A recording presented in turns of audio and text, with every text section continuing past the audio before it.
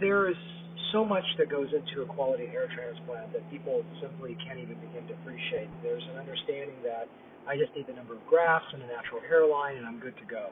And that's only 1/1,000,000th of what actually goes into the quality hair transplant. It's a lot of my podcasts I've already talked about. I've talked about a lot of different subjects. Today I'm going to focus on one, which is trying to avoid a front-heavy result. What this basically means is, everyone needs a very strong hairline, needs a strong central forelock. The central forelock is the area in the midline, right behind the hairline, which is critical. If that area is weak, the person looks super fake.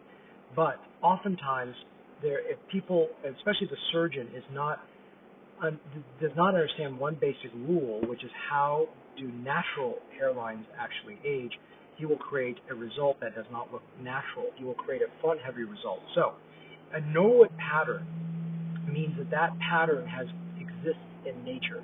If that pattern does not exist as a Norwood pattern, then the patient could look fake afterwards, even though the hairline is perfectly well designed, that the hairline the grafts are beautifully placed, everything was great, but it doesn't fit a normal pattern. So what was an example of this? So for example, let's talk about a more advanced Norwood pattern, like someone that is Norwood maybe 6, Norwood 5, 6, where they've got a very, very receded temple. They've got a loss of the majority of their posterior mid-scalp area, maybe even the crown, and they don't have enough grafts to do a proper result.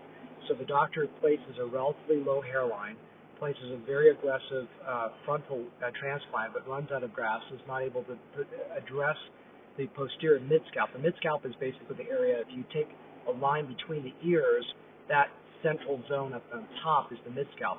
Of course, when I design hair transplant in the frontal zone, I do put a weighted effort toward the frontal area in the hairline so that you get a good density using finer grafts building backwards. But if the entire area is just sitting anterior to the mid-scalp and the mid-scalp is gone, the temples are receded, that is what I call a front-heavy result. That looks like something that doesn't exist in nature. Now, I've been doing this so many years, close to 20 years now, that I take for granted what my eye sees that would tell me that it looks fake. Now, I don't know even if you would be able to tell it's fake. Most likely you wouldn't, to be honest with you, because if you don't do this for many years, my first 5 years in practice, I couldn't even see a fake result. Now, what I mean by that is not the pluggy, overdone, kinky, nasty grafts. I'm talking about subtle differences in hairline shapes, subtle differences in temporal shape that I would spot it out. Like if I'm looking across the street, I go, wow, that's a fake hair transplant. And I mentally do this whenever I go out to eat. I'm walking around.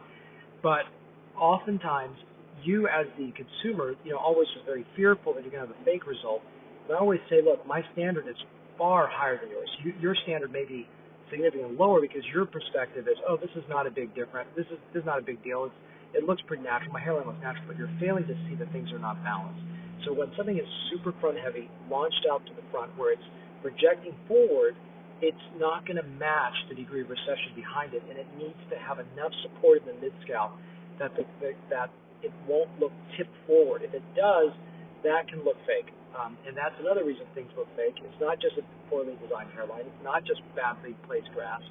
But that's something it has to reflect and look like a Norwood pattern. And actually, the course I run now for 15 years on hair transplant for beginners, and really intermediates, but mainly beginners, I emphasize the opening lecture, memorize this Norwood pattern, begin to understand what Norwood patterns look like in nature. Because if you don't replicate a Norwood pattern, it can look very fake.